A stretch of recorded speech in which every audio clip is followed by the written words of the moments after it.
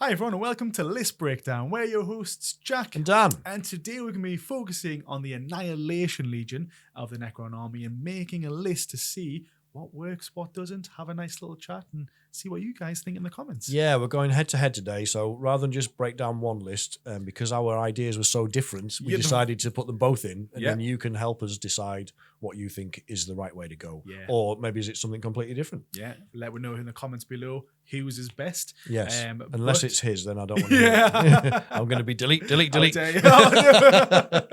you don't hide comments. I'll hide all these ones. I love it.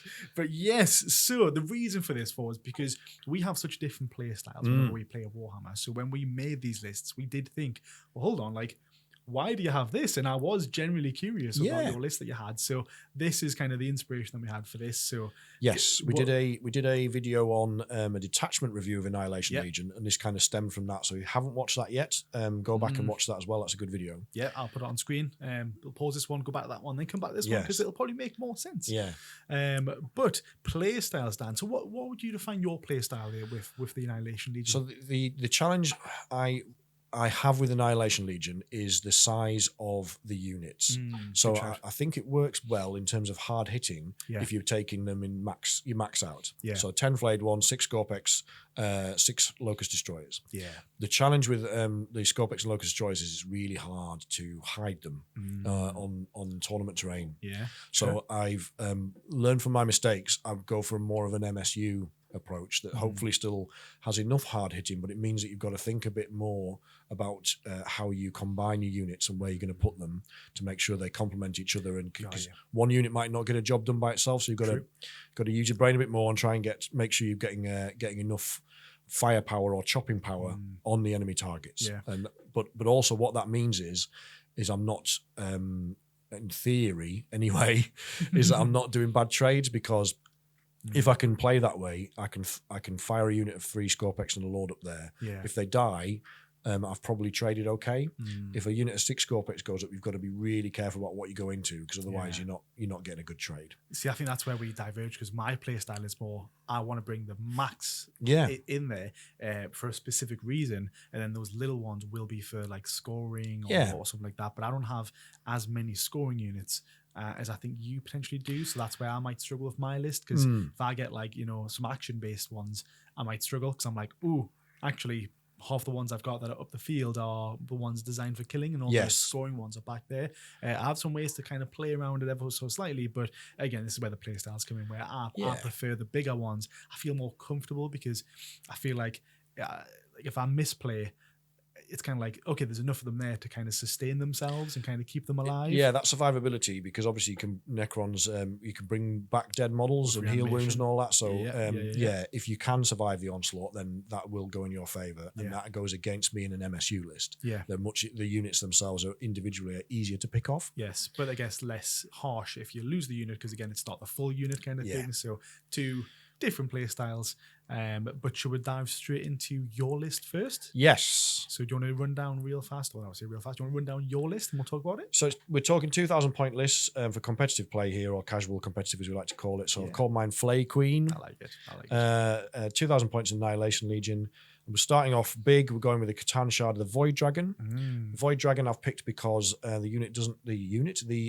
this list doesn't have a great deal of anti-tank. Yes. Our meta in particular, where we live, is quite vehicle heavy, and Void Dragon eats vehicles. That's a good point. So it's a big threat, and it can be just as much of a deterrent as an actual destroyer. If somebody knows that your Void Dragon is going up one flank, then they're going to be less inclined to put poke their vehicles out that way. True, it's a massive deterrent, to be fair. Yeah, nice, good. I've got a couple of Hexmark Destroyers. I like the flexibility of these to either score secondaries, but I've got quite a lot of secondary scores in here. These are more to do things like overwatch my opponents, shoot back if they shoot me, but they do have that low knock, so you can drop them in if you need to score with them as well. So would you typically keep them in reserve / deep strike, or would you have them on the field? I think it honestly depends on what I'm playing against. Yeah. So if I was playing Orcs, I'm probably starting at least one of them on the board, particularly if it's a shooty detachment. detachment because he's got lone op, so they can't shoot me. Yeah. I can overwatch you, and I can, if you shoot a unit I'm next to, I can shoot you back. Got you. So maybe someone like Eldar, maybe someone squishy like Guard as well, where you might want to deep strike them in because, again, with that lone op, they've got to move close, and then once they move close, you'll then overwatch them, and then, you know, with the amount of shots, overwatching these guys on 2s, I think. Yeah, right? 6 shots hitting on 2s. I think it's pretty sure it's strength 6, so against squishy elves, it's like wounding on 2s as well. It's really so good. really good against those guys. Really nice stuff. Good. And he's also benefits if you're shooting the closest enemy unit in this detachment, it's +1 AP. So your Hexmark's got AP 3, which is just filth. Yeah, it's good. I've got a Locust Lord who's running with a unit of Locust Heavy Destroyers. I've got 3 Heavy Destroyers. I'm probably putting him with the unit with the Enmitic Exterminator. Nice. I'll come on why I do that in a minute, but yeah, he's going with them, and it's basically to get those sustains on 5s rather than stay on 5s are really good. But you've got the choice. I've got another unit of Locust Heavy Destroyers with the Gauss in here as well. So if my opponent's running a lot of vehicles, or like it's orcs and they're all in trucks, I might run in with the Gauss Destructors instead because they're lethals then on 5, so it's helping to get rid of those threats. But again, you've got that flexibility. Definitely. And beyond that, I've got 3 Scorpec Lords, all going with 3 Scorpec units. I've got 2 units of 3 and 1 of 6, which is my big hitter. Yeah, you do like the Scorpec Lords. I seen that list and I was like, oh, hold on. I was like, that's a lot of HQs you got there. Yeah. Like it might be, again, you do have, with this, since obviously it's quite HQ heavy, so you do have to be careful of like assassination. Yeah, there's a lot of characters, but I think that's just a given with Necrons a lot of the time.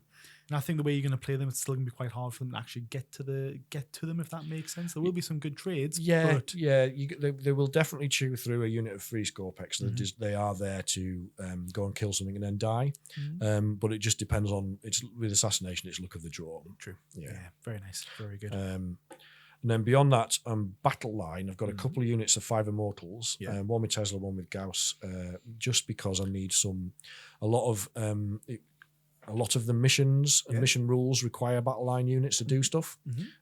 So, they just need to be in there. To be fair, the Immortals, I typically never bring any kind of battle line units to my Annihilation Legion. Yeah. Which is why, again, I was surprised. I was like, I need to know, Dan, why what's the intention with these units? Yeah, it's just to be able to score some of those extra secondaries. I think there's things you can do with battle line units like raising banners and things like that. So and just to give me a little bit of OC on some objectives. Yeah, because that would be 10 OC each squad, right? Yeah, so one's going to sit on the backfield, probably the Tesla, and the other one's going to. The idea with this list is that they should be able to run around and sit on objectives or do actions because your opponent should be concentrating too much on the other stuff that's going on. That's fair, because you do have a lot of stuff to get through before they get to the main backfield. Makes sense. I guess with all that as well, like now you mention it, you do have a lot of screening potential because you've got a lot of those little units to kind of just spam out as you kind of expand. So I've got a unit of 3 Scarabs as well, which I would use for that kind of screening. So to avoid my and also I've got 2 units of 5 flayed ones. So early infiltrate and the Scarabs, between those, that you should be able to get some of your early scoring from your flayed ones. And then also, like you said, all that sort of stuff. And if I was playing against something like World Eaters or whatever, I'd probably use that unit of 5 Immortals to screen as well, just to sacrifice them. For the greater good. Good. Yeah, absolutely. Well, you need to get the drop in this detachment. You need to get the drop on your opponents. Your Scorpec Lords are doing mini tank shocks on the charge. Your Scorpecs are hitting hard on the charge, so you don't want to be getting. They need to be doing the charging initially. Get that damage up there. Yeah, and we didn't even forget. We've got to mention again if you're up to date on the last video, but obviously the detachment rule is all about the destroyer cult and flayed ones. Hence, that's why we've got all these units in here. Yes, they're getting the +1 of the charge rules. So again, as you see, you do need to make sure you make the charge rules. So I guess we're leaning into that element of making sure we get it. +1 of charges is really handsome. It's good. Reroll charges, I think you can get as well, can't you? If exactly. It's under half strength. So yes, and then also the +1 to arm penetration as well. Yes. All that sort of just they can stuff. Yeah, it is really good. And then I've got a couple of single Locust Destroyers just to. The plan for point scoring is early doors is the flayed ones. After that, it would be the Immortals. And then after that, it'll be the these Locust Heavy Destroyers. So that's in your turn 2, turn 3. The Ophidians, I'm screening my backfield, and because they've got uppy downy, I'm trying to save them for turns 4 and 5 to score then, because that then obviously you can't be bringing reserves in turns 4 and 5. True. So that ability to still deep strike something in turn 4 and 5 can be pretty powerful. Really good. There's usually, if your game's gone well anyway, there's usually a lot more space on the board, isn't it? True. Yeah. Or if you maybe just like sucked them in kind of thing when it comes to like the world eaters who just kind of run at you. They typically don't screen too well because what's the point? They can't, can they? Exactly. Yeah. So it's really handsome to have. Good. So I've got a couple of units of those Ophidians. As I mentioned, I've got 2 units of the Locust Heavies, one with the Mythic and one with the Gauss, and then I've got the Scorpex that I mentioned as well there. And the Ophidians there for the up and downy, right? Up and downy for the up and downy score points in turn 4 and 5 pretty much. How come you went for one Gauss and one an epic? I can't say the word.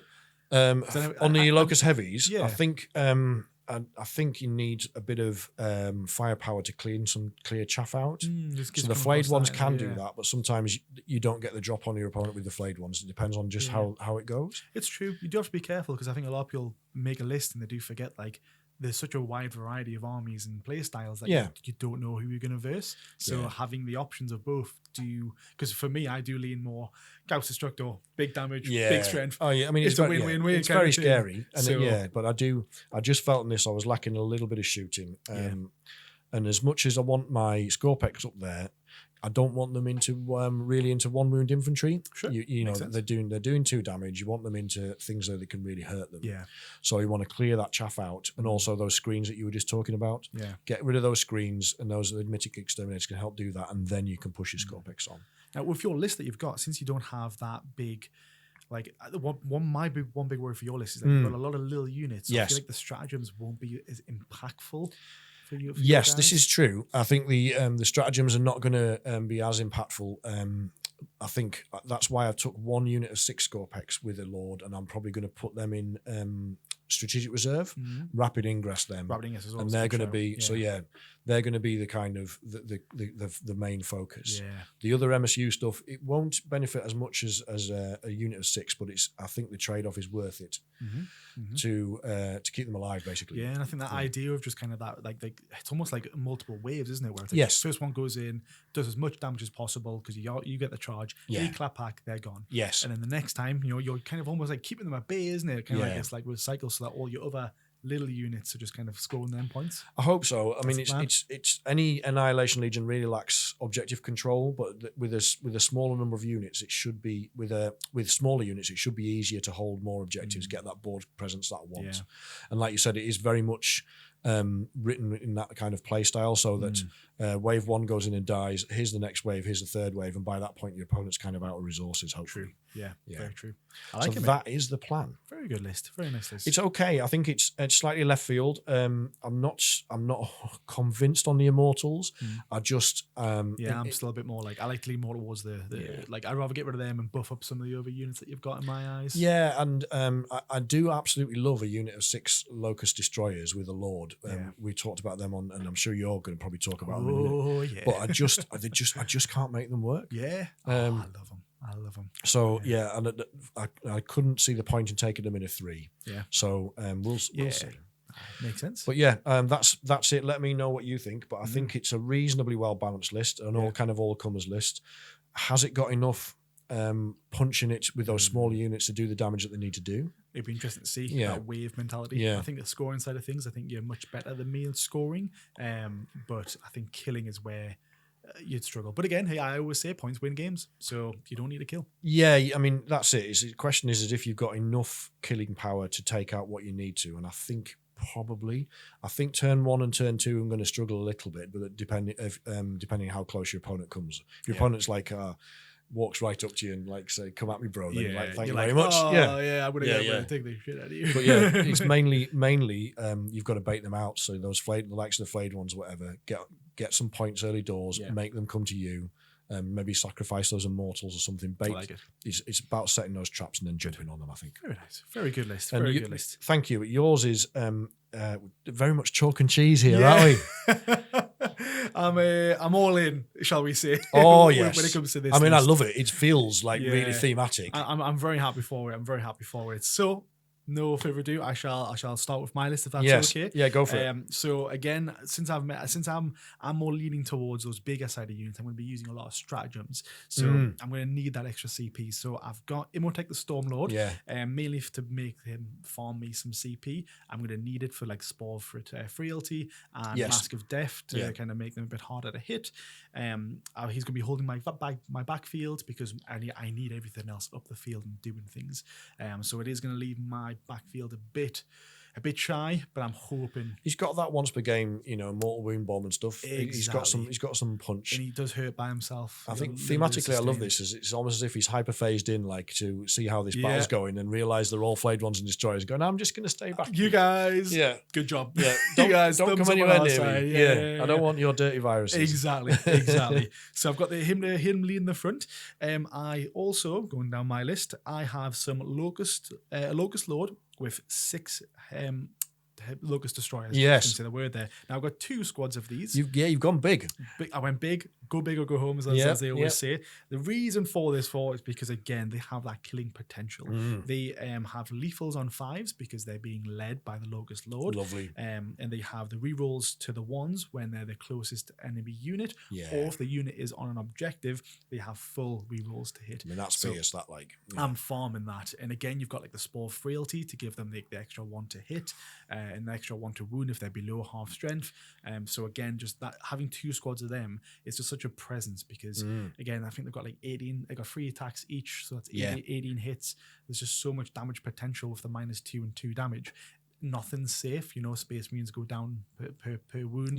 Tanks will be going to like 4 ups, if not 5 ups, if it's like a Rhino kind of thing. So like, and again, for those lethals, I don't have to worry so much about those big knights because again, lethals will just go through on those 5s. The high toughness isn't so much of a problem, is it? I think it's like I think it's strength 5, so most things will be on 3s, but then obviously the tanks will be 5s and 6s. You're relying on your lethals there, aren't you? But again, fishing for 5s with 3 rolls. I think it's just it's an easy win. So I typically keep these back to allow the opponent to overextend onto the middle objectives, thinking they're going to get those early game points, and I just bring them out from the sides or up through the middle and just unleash hell. So are you keeping one of these in reserve and rapid ingress in it then? Sometimes I do, but I like to keep the rapid ingress for the Scorbeck Destroyers later on, which I'll talk about.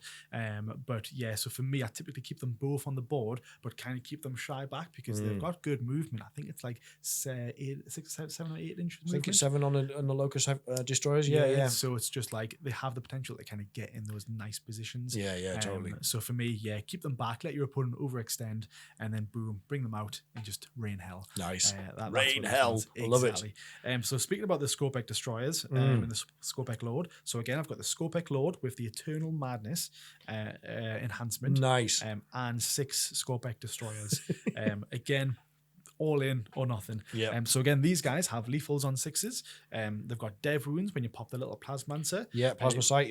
And then when you've charged in, if they don't do the damage or whatever, they've got the fight on death with the from the enhancement. Nice. So 4 up on the enhancement, and then also if you use the strat, they hit on 4s, but you can take them to 3s, so it just kind of helps them that little bit better as well. I don't think they hit on 3s. I think you take them to 2s. 2s, is it? Yeah. Ooh, I'll double check on screen. But I thought it was 4s, but if it's 3s, if it wasn't, I would have just been cheating in my last game. Call them out, get them out. But yeah, so again, that unit for me, I'm gonna very similar to what you said. You're gonna rapid ingress them, very similar to me.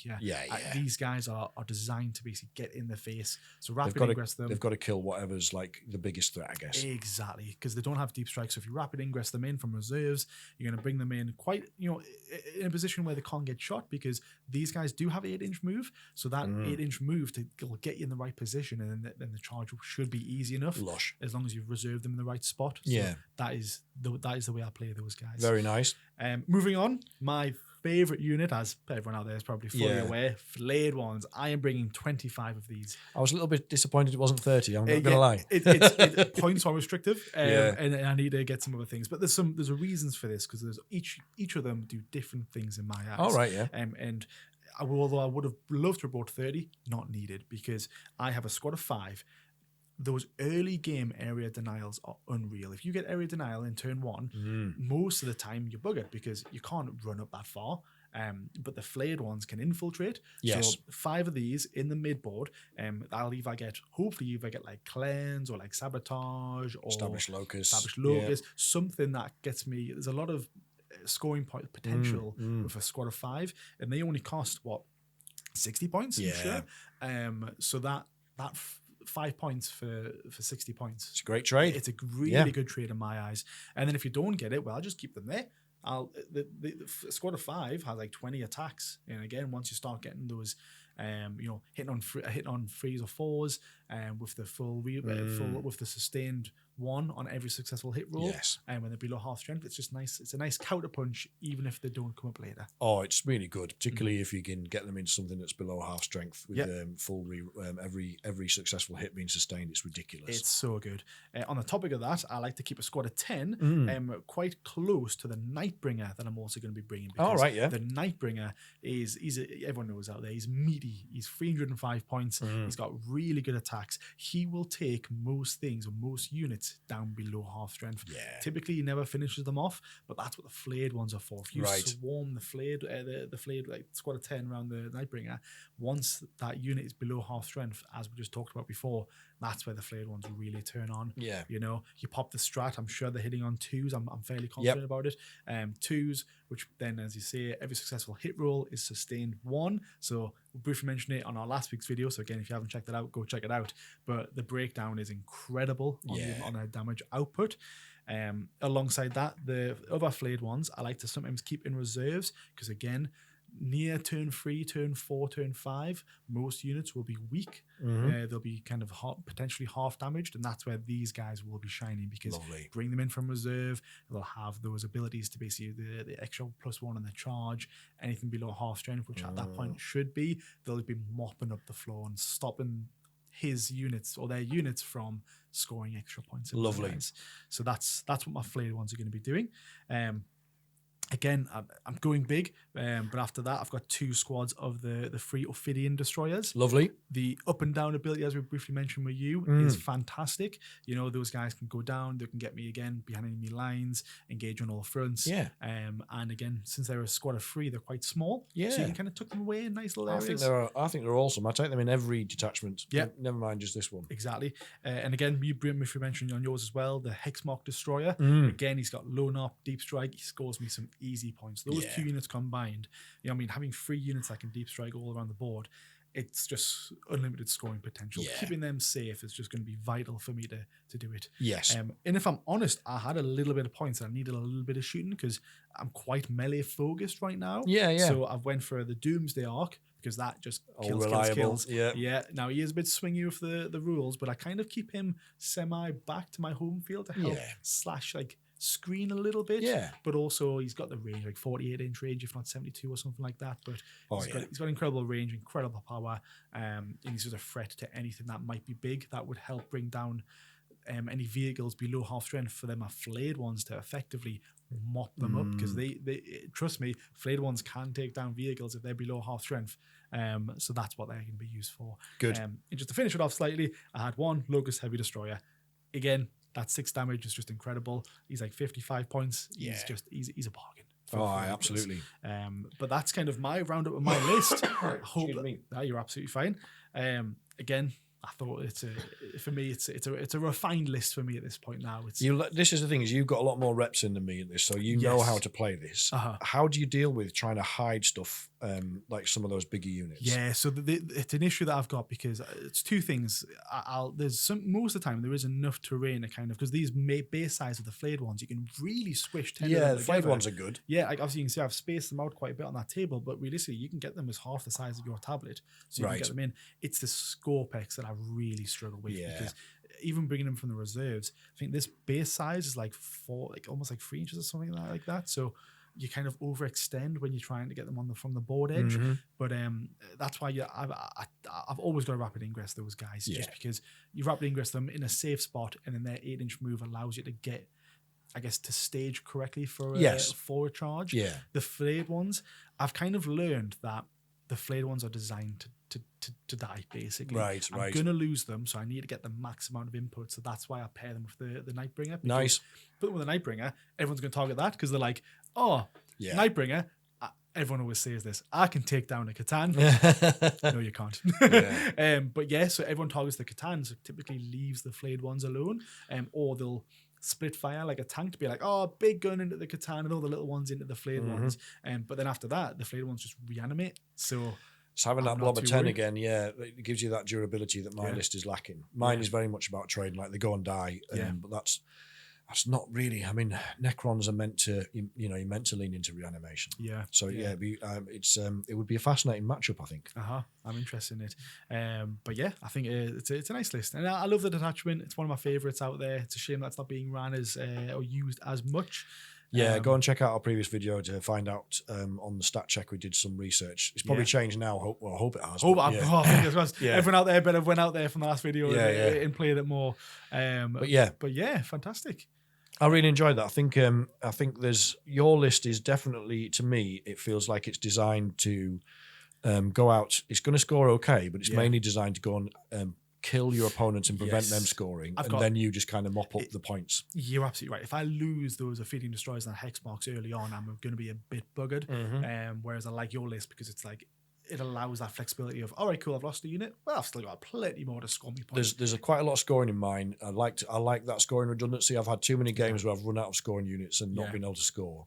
But the trade-off is killing power, which is what this detachment's all about. So whether I've got that balance right, I don't know. Maybe my balance is too much, but it's like polar opposites on our side. It's very. I was really honestly, it wasn't like we haven't staged this. We this video has been born out of the fact that we looked at each other's lists and went, my God, these are. What are you doing? And it's like, what's your how does this work? Yeah. So let us know in the comments below again which list you would like more.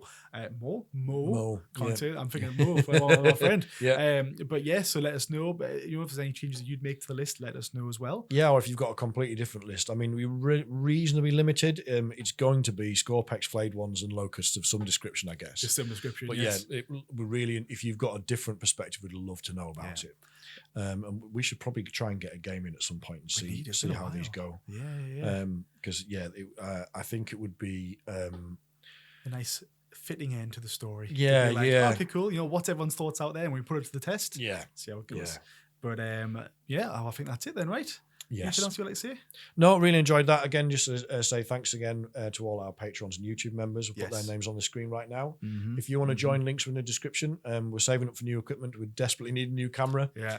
So if you can help us out, we really appreciate it. Tried some new lighting here today. Obviously, it's a little bit different. So please let us know if this lighting looks a little bit better. If not, I'm always happy to take it. We're not trying out new sound. I'm just full of cold. That's why I sound so gravelly. Normal monotone Jenkins will be back soon. Soon. But perfect stuff. Well, Spawn, thank you so much.